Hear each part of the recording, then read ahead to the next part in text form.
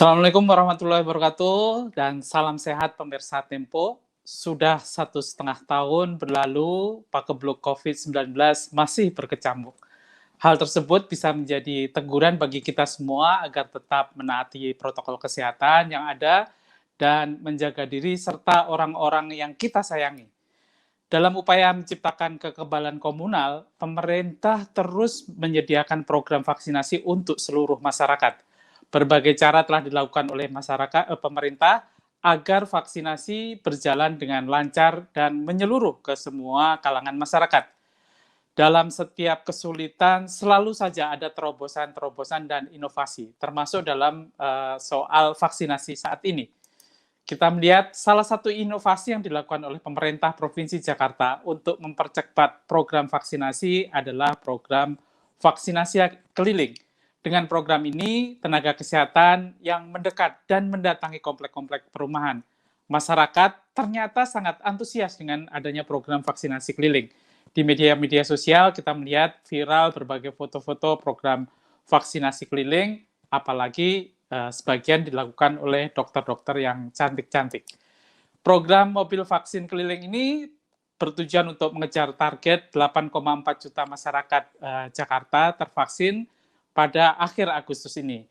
Lalu apa saja kendala yang terkait dengan vaksin keliling ini dan bagaimana sosialisasi yang dilakukan oleh pemerintah? Telah bergabung bersama kami beberapa narasumber, yaitu Ibu Kepala Dinas Kesehatan Provinsi DKI Jakarta, Ibu Dr. Widya Stuti, kemudian juga Ibu Deputi Gubernur Bidang Pengendalian Kependudukan dan Permukiman, Ibu Suharti. Selamat siang, Mas. Selamat siang. Terima kasih telah bergabung dengan acara diskusi ini. Langsung saja saya akan berdiskusi. Saya mulai dengan pertanyaan untuk Ibu Dr. Widya Stuti. Ya, silakan Mas Burhan. Selamat siang. Selamat siang Ibu. Program vaksinasi di Jakarta ini udah mencapai berapa juta orang, Bu? Dan berapa sih yang ditargetkan untuk sampai akhir Agustus mendatang? Ya, kita tahu bahwa program vaksin di DKI dimulai sejak Januari tahun 2021 dan sampai dengan sekarang kita sudah memberikan vaksin kepada 7.124.486 orang untuk diberikan dosis pertama. Itu setara dengan 84,86%. Kemudian dosis kedua telah diberikan vaksin kepada 2.256.000 orang lebih. Itu setara dengan 26,8%. Ada sedikit selisih data untuk sasaran.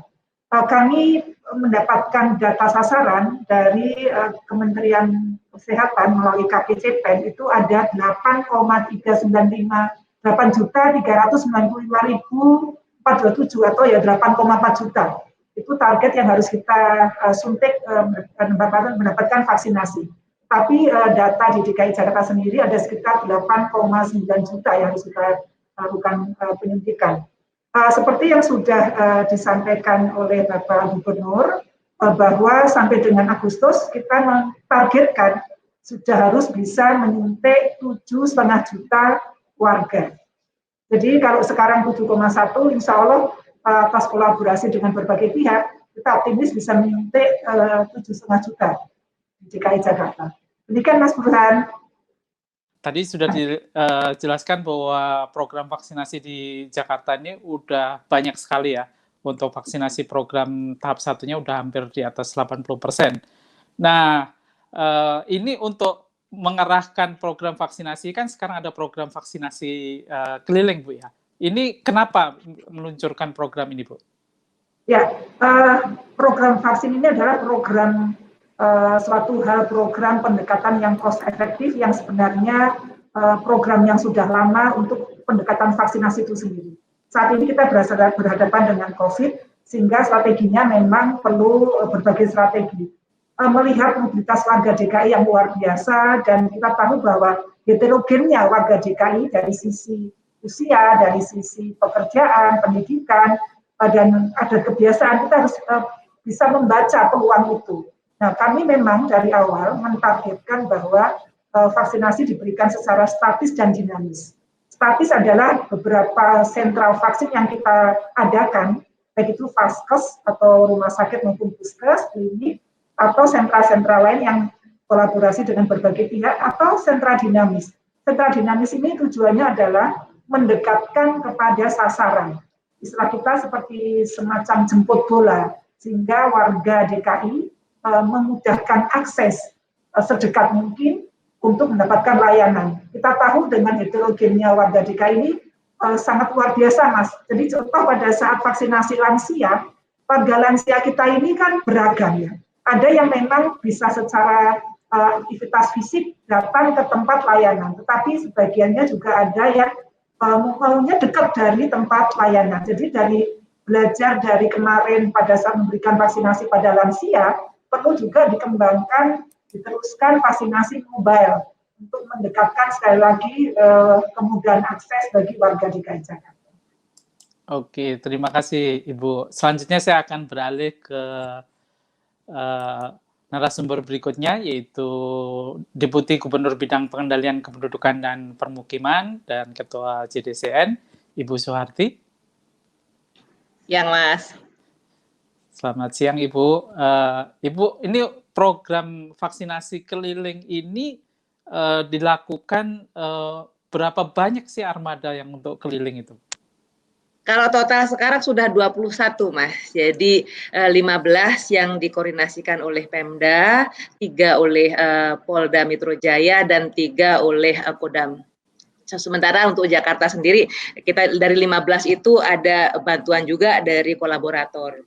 Pemda menyediakan 9 mobil, kemudian juga ada dari PT Magenta, 3 mobil, kemudian dari Bank DKI ada 1, kemudian ada dari pendidikan tinggi juga, Kemdikbud membantu kita dengan 2 mobil. Jadi kita harapkan dengan 21 ini bisa menyasar lebih banyak kelompok masyarakat yang membutuhkan. Kita ingin mendekatkan layanan ke warga.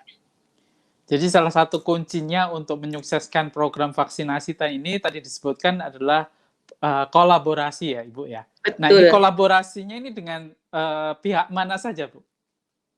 Kita sekarang kolaborasinya luar biasa, Mas. Kalau tentu tanpa ada kolaborasi kita tidak akan mungkin mencapai 7,1 juta warga yang sudah divaksinasi.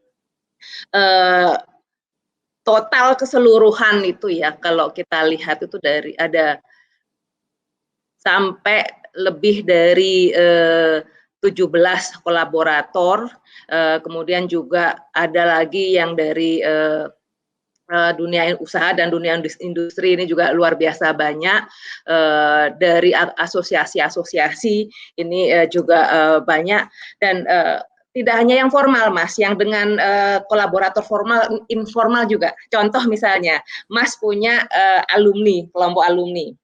Kita butuh vaksinasi, maka kita hubungkan Mas dengan kolaborator penyedia vaksinasi, sentra vaksinasinya. Jadi itu yang kita lakukan. Untuk yang mobil sendiri, jadi kita berkolaborasi dengan 8 perusahaan, 8 asosiasi, ada yang menyediakan mobilnya, ada yang menyediakan tenaga kesehatannya juga. Nah, ini jadi memang kuncinya adalah di kolaborasi ya, bekerja sama atau kolaborasi dengan lembaga formal seperti TNI, Polri, kemudian juga perusahaan, asosiasi, juga komunitas-komunitas ya, Bu ya. Nah, pertanyaannya kalau misalnya ada komunitas saya misalnya, komunitas Gowes gitu kan, Gowes Santuy misalnya, ingin ada program vaksinasi ini harus menghubungi atau menunggu giliran sampai kapan? Dan kemana menghubunginya itu, Bu? Langsung ke kami, Mas. Jadi di Pemda itu ada Biro Kerjasama Daerah, itu yang mengkoordinir semua kolaborasi-kolaborasi. Jadi termasuk yang membutuhkan vaksinasi dan yang berkolaborasi untuk melaksanakan vaksinasi itu ada. Jadi nanti nanti saya berikan kontaknya, silakan dihubungi. Dan juga ada kalau misalnya Mas lihat di webnya JDCN atau webnya corona.go.id, di situ juga ada PIC untuk kolaborasi. Jadi sejauh mana nih kolaborasi program vaksinasi keliling ini bisa mempercepat program vaksinasi di Jakarta, Ibu? Jumlahnya memang tidak banyak, Mas, tetapi kita sasarannya langsung tembak di tempat gitu ya. Jadi memang benar-benar menyasar ke kelompok yang susah untuk divaksinasi. Jadi RW padat tuh yang warganya yang tidak mau pergi ke tempat lain gitu ya untuk divaksinasi, itu langsung kita dekatkan. Kemudian ini juga dalam rencana kita ini sebentar lagi kita akan mengadakan vaksinasi juga di tempat-tempat ibadah. Itu juga kita menggunakan mobil vaksinasi keliling kita juga. Harapannya gitu ya, warga-warga yang tadinya tidak mau divaksin karena alasan vaksin yang tidak halal dan sebagainya, jadi mau divaksinasi. Tantangannya masih ada, Mas, meskipun di Jakarta ada warga yang masih menganggap vaksinasi itu tidak efektif, ada warga yang masih menganggap masih takut divaksinasi karena ada kejadian ikutannya gitu ya. Nanti Bu Kepala Dinas bisa menjelaskan bahwa di Jakarta itu sekarang kasus positif itu banyaknya adalah orang yang belum divaksinasi. Dan kalau yang sudah divaksinasi, meskipun ada peluang terpaparnya, masih ada ketularan juga, tetapi gejalanya lebih ringan dibanding yang belum divaksinasi. Jadi kami benar-benar mendorong warga untuk mau divaksinasi, melindungi diri sendiri itu luar biasa penting, dan juga sekaligus melindungi yang lain gitu ya, supaya tidak menjadi penular COVID-19. Melindungi diri dan menjaga keluarga, teman, dan saudara. Lingkungan, iya, semuanya. Oke, tahan dulu Ibu Suharti, jangan kemana-mana dulu. Pemirsa, kita akan membahas lebih dalam topik ini setelah jeda berikut ini.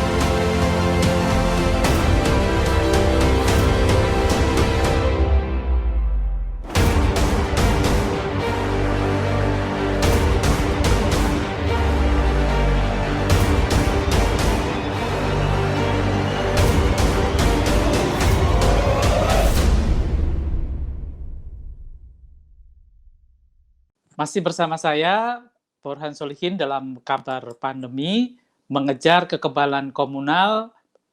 Pemerintah DKI menggelar program vaksinasi keliling. Program ini bisa Anda saksikan di kanal YouTube TV Tempo dan saluran digital TV Tempo.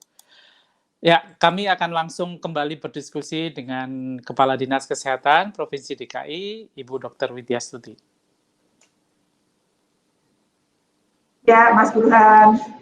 Ibu Dr. Widyastuti, tadi disebutkan bahwa ada sebagian masyarakat yang mungkin masih ragu-ragu untuk vaksin dengan berbagai alasan, kan? Nah, barangkali Ibu bisa menjelaskan lebih dalam tentang apa sih sebenarnya gunanya vaksin ini kalau kita melihat dengan data-data di berbagai negara. Kalau kita lihat negara-negara seperti Turki, Amerika, Inggris, dan segala macam yang penduduknya sudah divaksinasi di atas 30% dari populasinya, ternyata fatality rate-nya atau jumlah orang yang meninggalnya kecil sekali, di bawah 1%. Nah, sebenarnya apa benar demikian itu berlaku juga di Indonesia dengan program vaksinasi ini, Bu? Ya, kita tahu bahwa tujuan dari program vaksinasi, ini bukan hanya vaksin COVID ya, apapun vaksin yang menjadi program di Indonesia dan termasuk di Jakarta, adalah untuk menurunkan angka kesakitan dan angka kematian. Kita tahu dengan efikasi vaksin yang beredar saat ini, kita ada 3 jenis vaksin ya, yang ada di Jakarta saat ini. Vaksin Sinovac, kemudian AstraZeneca, dan ada juga vaksin Sinopharm yang untuk vaksin gotong royong, itu mempunyai efikasi yang beragam. Nah, sekali lagi bahwa tujuan adalah menurunkan angka kesakitan dan angka kematian. Dari berbagai data yang masuk di kami, saya tidak komentar dulu untuk data di Indonesia, tapi data di Jakarta, bahwa angka yang masuk di kita dari sejumlah yang positif terkonfirmasi COVID itu ternyata sebagian besar adalah memang belum divaksin. Jadi dari sejumlah kasus positif COVID yang terdata terlaporkan di Pemprov DKI Jakarta, sebagian besar adalah memang warga yang belum divaksin. Dan sebagian kecilnya adalah yang sudah divaksin sekali maupun yang dosis kedua. Jadi angkanya itu sangat sekali terlihat perbedaannya. Berapa yang disuntik 2 kali itu lebih kecil terkonfirmasi positif dibandingkan yang tervaksin 1 kali. Tentu kami membutuhkan analisa yang lebih mendalam. Kami sedang berproses nih, Mas Burhan, untuk mengeluarkan angka-angka secara statistik berapa angka kita yang betul-betul sudah mendapatkan vaksin dosis pertama dan berapa yang mendapatkan vaksin dosis kedua. Dari berbagai penelusuran kita ditemukan bahwa kalaupun memang positif COVID, terinfeksi COVID bagi yang sudah tervaksin, itu gejalanya hampir OTG tanpa gejala atau bergejala ringan. Jadi sekali lagi bahwa tujuan vaksin untuk menurunkan angka kesakitan dan kematian itu kita kedepankan. Jadi nggak perlu ragu-ragu untuk warga DKI Jakarta yang masih mempertanyakan apakah memang tidak serta-merta bahwa yang sudah tervaksin itu 100% terbebaskan. Kita tahu COVID ini adalah penyakit emerging ya, relatif baru. Sehingga memang semua daya, baik itu di luar negeri maupun di Indonesia dan di Jakarta, mencari polanya. Prinsipnya adalah begitu ada vaksin, ya sudah kita pakai. Dalam kondisi pandemi ini, menurut saya tidak pilih-pilih vaksin. Tentu vaksin yang dipakai oleh program adalah vaksin yang sudah mendapatkan rekomendasi, baik itu dari BPOM maupun dari ITAGI. Dan itu kami di DKI sendiri menyiapkan skemanya, ada Komda KIPI, Komisi Daerah Kejadian Ikutan Vaksinasi. Artinya dari sisi medisnya kita siapkan timnya, kita siapkan rumah sakit rujukannya, sekiranya ada hal-hal yang terkait dengan kejadian ikutan pasca imunisasi. Kemudian dari sisi keefektifan maupun dari sisi kita bilangnya sensitif dari sisi agama, tim pusat, tim dari Kemenkes, tim dari pusat sudah mengeluarkan fatwa MUI terkait dengan program vaksinasi ini. Dengan adanya berbagai rekomendasi baik itu dari sisi agama melalui MUI maupun dari sisi medis melalui BPOM dan ITAGI dan organisasi profesi, kita nggak perlu ragu-ragu lagi bahwa tujuan untuk menurunkan angka kesakitan dan kematian itu terwujud. Memang tidak bisa 100% terus bebas. Kita tahu dengan berbagai varian yang saat ini muncul, risiko untuk tertular masih ada. Apalagi DKI Jakarta adalah daerah epicenter. Tetapi sekali lagi, data-data di kami menunjukkan bahwa perbandingan antara yang sudah divaksinasi maupun yang belum divaksinasi, itu risiko untuk menjadi sakitnya itu lebih tinggi yang belum mendapatkan vaksinasi. Untuk angka persisnya kami sedang proses, tetapi kami sudah mendapatkan secara kasar data-data itu. Oke, jadi kuncinya nih masyarakat harus diyakinkan bahwa dengan vaksinasi mungkin tidak bebas 100%, tetapi kalaupun terpapar pun tadi gejalanya lebih ringan ya Bu ya, sehingga tidak menimbulkan kesakitan yang parah atau bahkan menyebabkan kematian. Oke, lalu bagaimana Ibu kalau ini kan beberapa orang, segelintir orang mungkin masih ragu-ragu karena takut dengan efek samping kan gitu. Walaupun tadi sudah sedikit dijelaskan, barangkali mungkin boleh dielaborasi lagi berapa persen sih biasanya yang muncul efek samping ini dan efek sampingnya kayak apa sehingga kita tidak perlu takut. Ya, pertama sebelum program ini kita buka di Jakarta, kami sudah menyiapkan berkolaborasi dengan tingkat pusat. Pertama adalah tentang adanya Komnas KIPI, Komite Nasional Kejadian Ikutan Vaksinasi. Ini adalah para guru besar, para klinisi yang memang expert di bidangnya.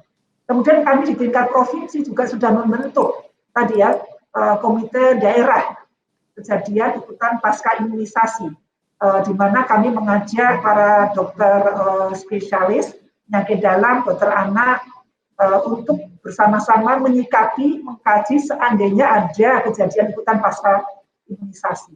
Sebagai informasi Mas Burhan, Komnas KIPI, Komda KIPI ini bukan hanya pada saat COVID saja. Kita kan sudah kenal program vaksin ini kan sudah lama. Jadi artinya itu sebagai suatu program tentu kita harus menjamin tentang keamanan bagi masyarakat kita. Sehingga komite-komite tadi ada. Yang berikutnya adalah kami sudah menyiapkan rumah sakit rujukan sekiranya ada kejadian KIPI tadi. Dan ini juga sekali lagi bukan semata-mata COVID saja, tapi memang hal yang sudah biasa kita kerjakan untuk menyiapkan prosedur SOP seandainya ada kejadian ikutan pasca imunisasi. Nah, apa sih risikonya atau kemungkinan kejadian ikutan itu sendiri? Ada dua garis besar. Pertama adalah reaksi lokal. Reaksi lokal itu terkait dengan proses penyuntikan itu sendiri, bisa berupa kemerahan pada tempat suntik, nyeri, kemudian mungkin bengkak, rasa pegal, dan sebagainya. Kemudian kalau reaksi yang kedua adalah reaksi sistemik. Reaksi sistemik ini adalah suatu reaksi yang terjadi akibat adanya zat asing yang masuk ke tubuh. Ini reaksi sistemik ini memang beragam. Teringan adalah bisa mungkin gejalanya demam, kemudian yang terberat adalah shock anafilaktik. Sejauh ini kita sudah menyiapkan SOP pada apakah itu di mobile vaksin maupun di tempat-tempat vaksin statis lainnya, harus selalu menyiapkan kit anafilaktik shock. Kalau sampai ada kejadian, SOP-nya sudah jelas apa yang akan dilakukan oleh para tim vaksinator sekiranya ada kejadian KIPI tadi, termasuk bagaimana mekanisme rujukannya. Sejauh ini angka yang masuk di kita sebagian besar sih untuk KIPI belum ada laporan, maksudnya gini, belum ada laporan yang sangat serius terkait dengan KIPI. Yang masuk adalah kejadian-kejadian KIPI ringan yang sifatnya lokal akibat reaksi lokal dari tubuh pasien. Tadi ya, pegel, kemudian ada yang ngantuk, kemudian ada yang sedikit demam, dan sebagainya. Memang karena kita di sini ada 3 jenis vaksin yang masuk di kita, masing-masing mempunyai respon yang beragam. Jadi respon KIPI ini tergantung dari jenis vaksinnya, dan yang kedua tergantung dari respon individu. Apakah memang ada potensi mempunyai sifat alergi terhadap suatu reaksi proses vaksinasi tadi. Dan sejauh ini sekali lagi bahwa KIPI-KIPI ringan yang memang sementara ini terlaporkan. Kalau sekiranya ada KIPI serius, kami tentu melakukan investigasi bagaimana dan apa, di mana memakai vaksin jenis apa, itu kami lakukan investigasi. Investigasi ini secara komprehensif dari sisi vaksinnya, dari sisi proses SOP penyuntikannya, maupun dari sisi kondisi daripada klien kami. Jadi sekali lagi kita pastikan bahwa warga tidak perlu khawatir, kita akan terus mampu telusur untuk memastikan bahwa semua proses vaksinasi terpantau, dan kalaupun sekiranya ada sesuatu yang serius, pendampingan investigasi kita lakukan. Ini ada pertanyaan kecil Ibu ya. Jadi tadi soal bahwa semakin menepis keraguan kita, ada pertanyaan kecil yaitu kalau kita udah divaksinasi itu terus kemudian kita misalkan mau pergian dan kita membutuhkan surat PCR atau antigen dan segala macam itu boleh dilakukan apa enggak ya Bu ya? Tentu ada, ini dua hal yang berbeda. Begini, untuk saat bepergian membutuhkan PCR itu tentunya hal berbeda dengan bepergian mensyaratkan sertifikat vaksinasi. Kita tahu ada jeda waktu yang mungkin terjadi antara seseorang yang mendapatkan vaksinasi dan seseorang yang mendapatkan infeksi tadi. Kami sampaikan bahwa proses terbentuknya antibodi ini tergantung dari vaksin yang kita dapat. Untuk vaksin jenis Sinovac, di mana dosis pertama dan dosis kedua itu jedanya adalah 28 hari, proses terbentuknya antibodi itu sekitar 1 bulan setelah 2 minggu sampai dengan 1 bulan setelah dosis kedua. Dan sekali lagi bahwa reaksi dari atau terbentuknya antibodi ini beragam tergantung dari daya imun dari seseorang. Kemudian kalau vaksin yang jenis lain ada yang jedanya 12 minggu. Tentu juga berbeda nanti kapan terbentuknya. Nah, kalau mensyaratkan itu bepergian harus PCR, ya PCR saja kalau memang itu disyaratkan. Artinya pada saat sudah divaksin, kan tadi saya sampaikan, apalagi dosis pertama tidak 100% terhindar. Masih ada risikonya, masih ada. Apalagi mohon maaf kalau sudah divaksin tapi perilaku 5M-nya tidak dijaga misalkan. Sehingga pesan kita adalah meskipun sudah divaksin dalam 2 dosis, tetap kita menjaga protokol kesehatan dengan 5M karena tadi ya pada saat tingkat virulensi di suatu daerah cukup tinggi dengan kasus yang banyak, daerah epicenter, ditemukan varian baru, tentu perlindungan itu atau pencegahan itu berbagai cara. Tadi salah satu upaya adalah vaksinasi, cara kedua adalah dengan menjaga tetap protokol kesehatan. Terima kasih jawabannya Ibu Widya Stuti. Selanjutnya saya akan bertanya kepada Ibu Deputi Gubernur Bidang Pengendalian Kependudukan dan Permukiman dan Ketua JDCN, Ibu Suharti. Ibu tadi disebutkan bahwa ada 21 armada ya untuk program vaksinasi keliling ini. Nah, itu membutuhkan berapa banyak tenaga kesehatan, Ibu kan? Terus seleksinya gimana itu kok bisa dapat dokter-dokter cantik-cantik seperti itu, Bu? Kalau tenaga kesehatan kita sesuaikan, Mas. Jadi intinya paling tidak itu ada 2 dokter gitu ya, 1 dokter 1 perawat untuk penyuntikan, kemudian ada tim untuk administrasinya. Jadi biasanya sih satu kali jalan itu bisa 6 sampai 7 orang. Dan sampai saat ini yang pernah dilibatkan sekitar 280-an orang nakes, karena tidak selalu tiap hari sama, Mas. Oke. Kalau dari sisi jumlah target orang yang divaksin untuk program vaksinasi kelilingnya berapa banyak, Bu? Kita tidak punya spesifik berapa harus divaksin menggunakan mobil keliling ya, Mas. Tetapi dari 1 mobil keliling itu biasanya antara 100-150, ada yang bahkan sampai 200 yang bisa divaksin. Jadi tergantung betul-betul dari wilayah yang membutuhkan. Dan tidak selalu setiap hari harus pindah. Jadi ketika ada RW yang tempatnya padat, masih banyak yang belum divaksin, maka kita tempatkan mobil itu beberapa hari di situ sampai semua bisa divaksin, baru kemudian pindah ke tempat lain. Kita tahu dalam berbagai program vaksinasi sebelumnya itu sempat kita lihat di televisi ada beberapa kerumunan ya, Bu ya. Nah, bagaimana kalau program vaksinasi keliling menyiasati hal tersebut, Bu? Mudah-mudahan tidak terjadi kerumunan karena kita kolaborasi juga dengan tim wilayah. Jadi dari RW sendiri, dari RT RW kan mereka juga ada panitianya gitu ya yang bisa menjadwalkan siapa yang datang jam 8 sampai jam 9, jam 9 dan sampai jam 10 begitu, Mas. Jadi dibatasi kedatangannya. Bagusnya karena itu memang di dekat tempat tinggal ya. Jadi orang bisa sewaktu-waktu ternyata sudah mulai lapang baru kemudian datang. Saya beberapa kali melakukan pemantauan gitu ya ke lokasi, semuanya sih berjalan dengan apik ya, rapih. Kita harapkan semua juga begitu. Kita tidak mau niatnya untuk vaksinasi untuk supaya tidak terpapar COVID, kok malah nanti menyebabkan kerumunan yang meningkatkan risiko terpapar. Kita tidak mau itu. Jadi lebih baik target hariannya kita batasi, tetapi warga bisa divaksinasi dengan cara yang baik dan aman.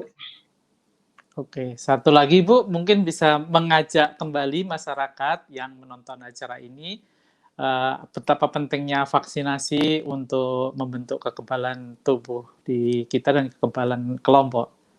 Silakan. Ya, saya mengajak semuanya, warga Jakarta dan semuanya, tidak hanya warga Jakarta, untuk mau divaksinasi. Pasti bahwa setelah divaksinasi resiko penularan juga sedikit. Kalau toh akhirnya tertular juga, resikonya, gejalanya juga jauh lebih ringan daripada yang belum divaksinasi. Kita melindungi diri sendiri dan juga melindungi lingkungan kita. Kita tidak ingin keluarga kita terpapar, bukan. Kita tidak ingin keluarga kita masuk rumah sakit, bukan. Jadi vaksinasi. Oke, terima kasih sekali jawabannya Ibu. Menarik sekali pemirsa perbincangan kita hari ini tentang program vaksinasi keliling yang digelar oleh Pemprov DKI Jakarta. Pemirsa, kita akan membahas lebih dalam topik ini setelah jeda berikut.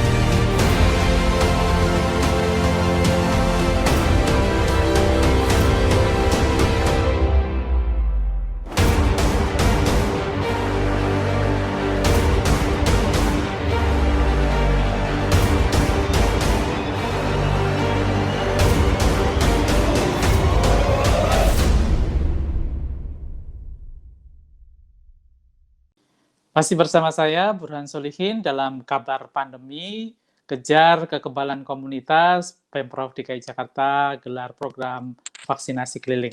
Program ini bisa Anda saksikan di kanal YouTube TV Tempo dan saluran digital TV Tempo. Tadi sudah sangat jelas disampaikan oleh beberapa narasumber dan tentang pentingnya program vaksinasi dan inovasi program vaksinasi keliling di pemerintah DKI ini sangat membantu untuk memasyarakatkan program vaksinasi. Sebelum menutup diskusi kita, saya ingin meminta para narasumber untuk menyampaikan kalimat penutup. Kami mulai dari Ibu Kepala Dinas Kesehatan Provinsi DKI Jakarta, Ibu Dr. Widya Stuti. Silakan Ibu. Ya, kebetulan saat ini sudah dimulai program vaksinasi bagi usia 12 tahun ke atas. Saya menghimbau, mengajak semua orang tua untuk memberikan hak sehat putra-putrinya dengan pemberian vaksinasi. Jadi ayo untuk anak-anak usia 12 tahun ke atas, terutama di usia SMP dan SMA 12-17 tahun, berikan Bapak Ibu sekalian hak sehatnya melalui program vaksinasi. Jangan lupa setelah divaksin tetap menjaga protokol kesehatan. Memakai masker dengan benar, menjaga jarak aman, mencuci tangan dengan sabun dan air mengalir, mengurangi mobilisasi dan menghindari kerumunan. tetap sehat, Jakarta bangkit. Terima kasih Ibu Dr. Widyasuti. Selanjutnya saya persilakan Ibu Deputi Gubernur Bidang Pengendalian Kependudukan dan Permukiman dan Ketua GDCN, Ibu Soeharti, silakan. Terima kasih Mas. Saya juga sama dengan Bu Kadinkes tadi mengundang semua untuk benar-benar mau melakukan vaksinasi. Dan untuk warga yang ingin divaksinasi tetapi belum mendapatkan kesempatan dan ingin segera divaksinasi, lapor ke Pak RT RW dan kelurahan untuk dipastikan dilakukan vaksinasi. Plus kami juga mengundang kolaborator-kolaborator. Mari bekerjasama dengan pemerintah DKI Jakarta untuk memastikan warga Jakarta seluruhnya bisa divaksinasi. Dan tentu karena di DKI Jakarta kami juga tidak hanya menyasar warga Jakarta, yang bekerja di Jakarta, yang berdomisili di Jakarta, ayo segera vaksinasi. Terima kasih Mas. Terima kasih. Jadi kata kuncinya adalah mari kita sama-sama menjaga, memberikan hak sehat dengan menjaga diri kita, menjaga lingkungan kita, mengajak teman-teman kita semua untuk ikut program vaksinasi ini. Terima kasih atas waktunya, Ibu sudah bergabung dengan diskusi. Semoga diskusi ini bermanfaat bagi kita semua. Sampai di sini kami temani para pemirsa dalam kabar pandemi. Akhir kata, saya Burhan Solihin beserta seluruh kerabat kerja yang bertugas undur diri. Terima kasih, salam sehat. Salam vaksin. Terima kasih banyak Mas. Salam vaksin. Salam vaksin. Salam vaksin Oke. begini Mas. Salam vaksinnya. Oh iya, salam vaksin begini. Jadi suntik di sini. Salam vaksin. Oke. Terima kasih. Terima kasih, Terima kasih Bu, semuanya atas pemirsa. waktunya. Sampai jumpa. Iya.